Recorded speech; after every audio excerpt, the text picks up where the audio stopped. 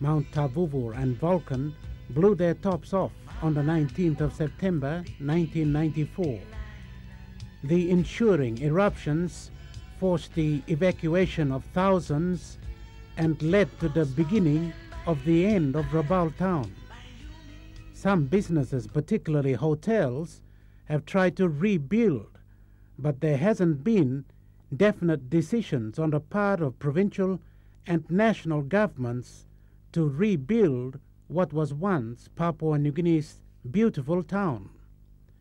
We now rewind the clock to the first pictures of the eruptions. From Rabaul, our first documented report about the eruption from volcanologist Rod Stewart in a telephone conversation with John Higgins in our Port Moresby office.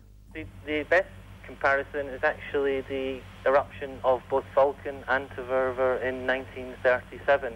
They both erupted at the same time like we're having at the moment, and the size of this eruption is very comparable to the size of the 1937 eruption.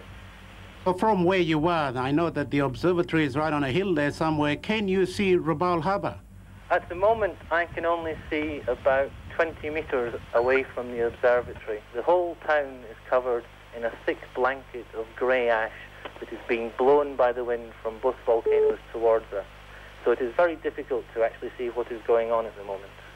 Do you have any reports about lava flow at this stage? We don't have any reports of lava flows. During the early stages of the eruption, we observed it very carefully, and we did not see any lava flows. But we haven't been able to see the volcanoes for quite a while now, so we're not exactly sure of what's happening.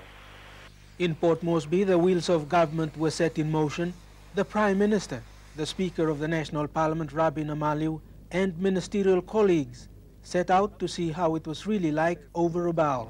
But basically, the Prime Minister and this party are going very quickly to have a first-hand view of the situation. It'll be a quick trip, unfortunately, but under the circumstances, this is the best thing that could happen. And obviously, the Prime Minister has made an announcement as to the arrangements that will take effect as from now. And I might like to just announce that the decision of the Cabinet, which basically declares a state of emergency for Rabaul, and the Cabinet has also announced a director, deputy director of the state of emergency. The evacuation has been proceeding since last night. At the Barocco United Church, people gathered with a common purpose to get information about the situation in Rabaul, a briefing by disaster and emergency officials as a community service. The Prime Minister and then Controller of the State of Emergency, Leith Anderson, returned to Port Moresby from Rabaul that evening and immediately gave a report on their mission.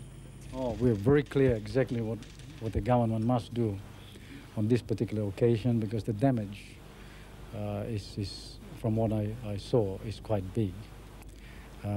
We have set up and authorized the controller of emergency to do everything possible, set up the whole administrative structure for him to be able to carry out his duties. The Finance Minister has been directed to make all the resources of the state available to assist in this program. And we are also making an appeal right throughout, within and without, because I don't think we ought to pretend that we can meet these sort of things head on. We don't know the extent of the damages yet, but anyway, we are appealing within and without to assist in this restoration.